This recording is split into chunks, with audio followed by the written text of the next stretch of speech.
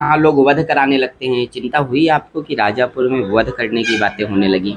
जनता ये भी कह रही है कि लई ल्या पेद्याव ना ये करता है कि बड़े-बड़े चुनाव ऐसे हुए कि कहीं रिक्शे वालों ने चुनाव जिता दिया, कहीं टेम्पो वाले ने चुनाव जिता दिया, कहीं क्या कहते हैं बस स्टैंड से लोग चुनाव जीत जाते हैं। ऐसा भी तो नहीं हो सकता कि लोगों को चुनाव चिन्ह प्यारा लगने लगे आपका कि स्वाभिमानी वो है, गरीबों का साधन है, धन कमाने का स्वाभिमानी साधन है गरीबों का।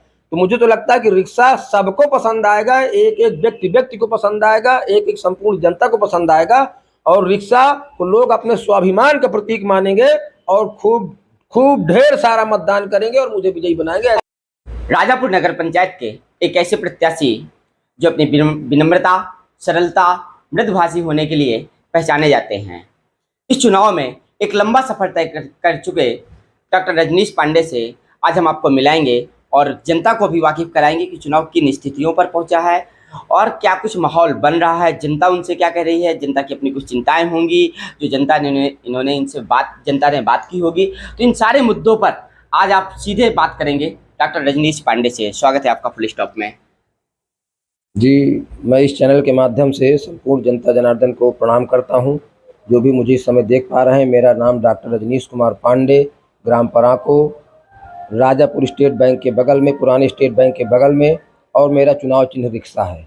मैं सभी सम्मानित मतदाताओं से निवेदन करूंगा और गुजारिश करूंगा कि मुझे रिक्शा में अपना मतदान करके भारी मतों से विजयी बनाएं और मेरे हाथों को मजबूत करें, ताकि मैं आपके उम्मीदों में, आपकी इच्छाओं में और जो सुविधाएं आप तक नहीं पहुंची हैं उनको पहुंचाने में अपनी पूरी ऊर्जा लगा सकूं और उस कार्य को सार्थक बना सकूं। अभी तक हमने जितने भी प्रत्याशियों से बातचीत की तो किसी का भी गला नहीं बैठा था। ऐसी क्या बात है कि आपका गला बैठ गया है? देखिए, मैं न कोई पार्टी से हूं, मैं एक निर्दलीय प्रत्याशी हूं और मैंने बताया कि वास्तव में ये चुनाव एक बड़ी प्रधानी की तरह है।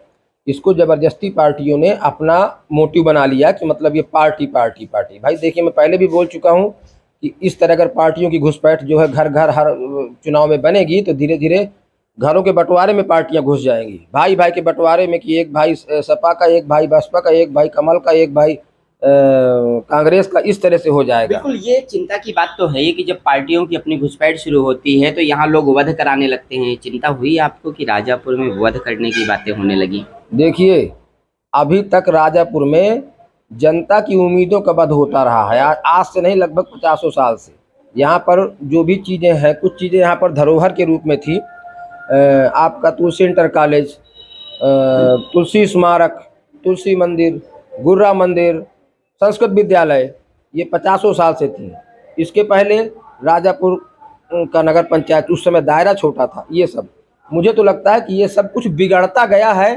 कुछ भी जिस तरह इनको ये प्रदान किया गया था उससे धीरे धीरे डिस्ट्रॉय होता गया, नष्ट होता गया।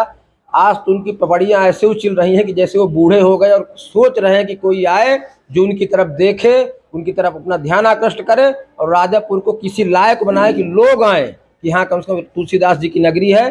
और एक बड़ी बात ये बताएं आपको कि वध वाली संस्कृति शायद सड़क पर, चौराहे पर मार देना, इससे व्यापारी वर्ग जो है काफी हताश रहता है। जब चुनाव आते हैं तो ऐसे मुद्दे उछलने लगते हैं। आप कैसे भरोसा दिलाएंगे व्यापारी समाज को? देखिए, हम तो उस स्वभाव, उस नेचर के आदमी हैं कि अगर हमसे एक चींटी भी मर जाती है तो एक अंदर से अफसोस जागृत होता है कि यार ये क्यों मर गई, ये हमारी गलती, हम ये इसमें हमारी गलती है। हम तो उस नेचर के व्यक्ति हैं। और रही बात ये जो वध वगैरह की सिलसिला है, तो अगर गलत लोग बैठेंगे, गलत लोगों को पावर मिलेगा तो ये सिलसिला तो होना ही होना है। अभी भी 5 साल लगभग यही होता रहा है। वो वाले वध नहीं हुए जिस तरह वध, ओरिजिनल वाले वध, लेकिन एक तरह से जनता के हितों का वध होता रहा। एक आदमी की लड़ाई में 20-20 जनता पिसती रही। ऐसे मुद्दे यहाँ पर बहुत सारे मौजूद हैं, तालाबों के रूप में, गढ़ियों के रूप में, कि एक आदमी की गलती और सारे घर गिराए जा रहे हैं। बिल्कुल। और एक बड़ी बात आप ये बताइए कि एक प्रत्याशी निर्दलीय ऐसे हैं जो आरोप लगाते हैं, नगर पालिका के, नगर पंचायत के अध्यक्ष भी रह चुके हैं, कहते हैं कि मैंने एक व्यक्ति की वजह से मैं काम नहीं कर पाया। क्या संविधान से ऊपर हो गया था, कानून से ऊपर हो गया था वो एक व्यक्ति? ये बात, अच्छा ठीक है, आप एक व्यक्ति की वजह से काम नहीं कर पाए, कल को दूसरा व्यक्ति आ जाएगा, वो आपको काम नहीं करने देगा, तो फिर आप काहे के लिए बैठ रहे हो? आप काहे के लिए मैदान में आ रहे हो? आपको काम नहीं करने देगा। कोई भी व्यक्ति आ जाएगा आपको काम नहीं करने देगा। अरे जनता ने आपको इसीलिए तो सीट पर भिजवाया था कि वो आप खुद सक्षम नहीं थी जनता, तो आपको बैठाया। बिल्कुल, जिसके साथ इतनी बड़ी जनता होती थी, ये बड़ा सवाल आपने खड़ा किया कि जिसके साथ इतनी बड़ी जनता है, राजापुर नगर पंचायत की जनता, जो अभी लेकर के तुरंत मुर्दाबाद के नारे लगाने लगते हैं चुनाव के समय में, तो जब आप काम नहीं कर पा रहे थे तो आपने उस वक्त क्यों नहीं मुर्दाबाद के नारे लगवाए? उस वक्त क्यों नहीं आप क्या कहते हैं आकर के जनता को लेकर के, राजापुर की जनता को लेकर के आते? आप उस वक्त आप कह देते कि भाई मैं काम नहीं करने पा रहा हूँ, ये विधायक ऐसा है मुझे काम नहीं करने दे रहा है। सीधी सी बात है भाई।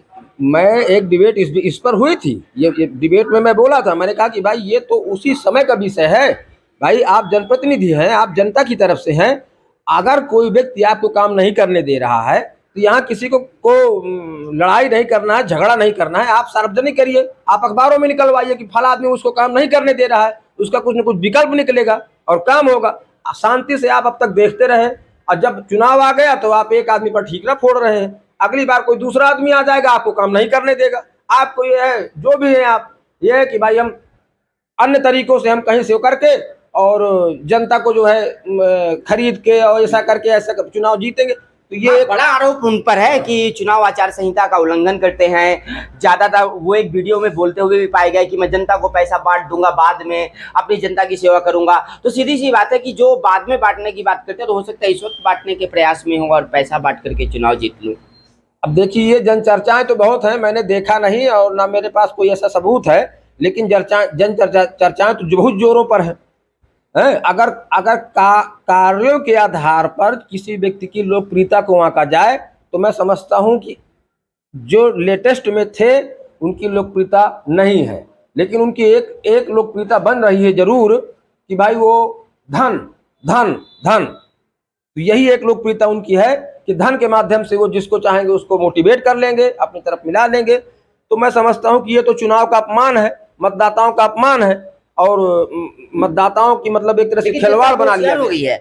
जनता ये भी कह रही है कि लैला पे द्याव ना। जनता ये बिल्कुल सत्य बात है। मैं घर घर डोर टू डोर जा रहा हूँ, मेरा गला बैठा है। मैंने आपको बताया कि मैं निर्दलीय प्रत्याशी हूँ, इसलिए न मुझे पार्टी से कोई लेना देना है। मुझको तो एक एक जनता के हृदय में जगह बनानी है। अब मुझको बताना है कि आप मेरा एक्सरा खींचो, मैं आपके सामने खड़ा हूँ, आप मेरा एक्सरा ले लो अपनी आंखों में और पता लगाओ।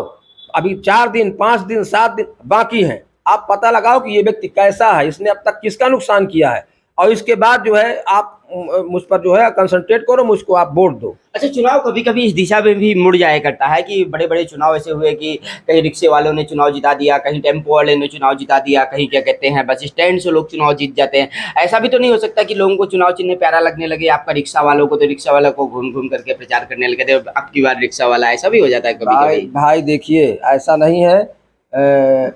हमारा भारत मध्यम वर्ग है, हमारा देश मध्यम वर्ग है, और यहाँ पर काफ़ी हद तक जनता मध्यम क्वालिटी में है और बहुत बड़ी तादाद में जनता गरीब में है।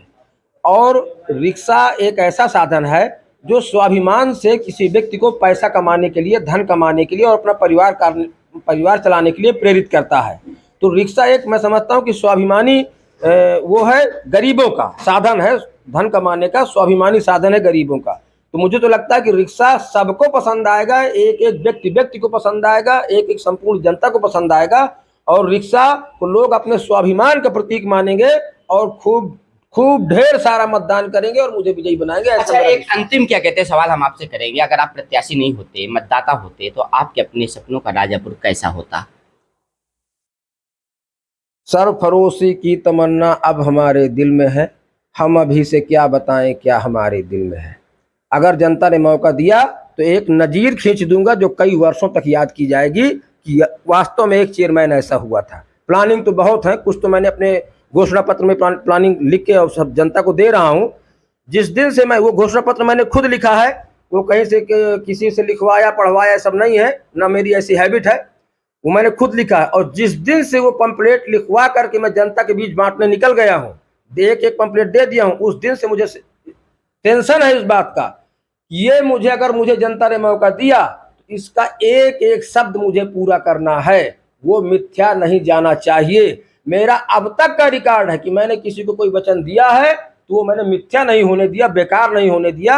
अपने निजी जीवन की मैं बात कर रहा हूँ, किसी भी गरीब जिसको भी मैंने कोई वचन दे दिया कि ठीक है तुम्हारा ये काम हो जाएगा, तो फिर वो हुआ है, चाहे उसमें मेरी जितनी एनर्जी मेरी लग जाए, उस काम को मैंने अंत में करा दिया है। ये होता है चुनाव का जुनून। हमने शुरुआत में जब बात कही थी तो कहा था कि बड़े सरल और मृदुभाषी और विनम्र हैं, लेकिन जनता के हित की बात करते करते जो विनम्र व्यक्ति माइक पकड़ ले पहली बार में, तो आप देख सकते हैं कि कितना ज़्यादा इनका अपना एक समर्पण हो सकता है। ये हमने करीब से देख लिया है कि जल्दी माइक पकड़ने वाले, ऐसे हमला करने वाले व्यक्ति नहीं थे, लेकिन इतने सफ़र में शायद इतनी चोटें लगी हुई। कहते हैं कि अगर एक मिस्त्री होता है तो वो पत्थर पर ठोकता है तो धीरे धीरे करके भगवान बन जाते हैं और एक मूर्ति उभर करके सामने आ जाती है। तो इतने दिनों के चुनाव प्रचार में शायद इनकी एक ऐसी मूर्ति उभर करके सामने आई है, कुछ दर्द को इन्होंने बयां किया है और जनता से अपनी बातें कही। तो इनके सपनों का राजापुर और आपके सपनों का राजापुर कैसा होगा, अभी भी वक्त है, आप विचार कर लीजिए। बने रहिए हमारे साथ फुल स्टॉप में।